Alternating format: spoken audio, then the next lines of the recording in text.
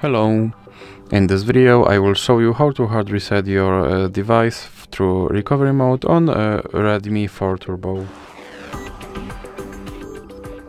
So you have to start by powering off your device, so press and hold power button until you see power menu, and now select power off option.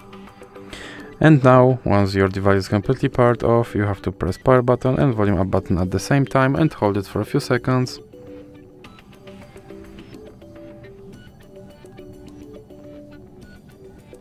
And when you see your logo on your screen, you can let go of power button. And you are now in recovery mode, and here you have to use volume buttons to navigate and move to wipe data, and then press power button to select. Then you have to use again volume buttons to move to wipe all data and press power button again. And now move to confirm and press power button. Now press power button to back to main menu and click reboot, and now select reboot system now again.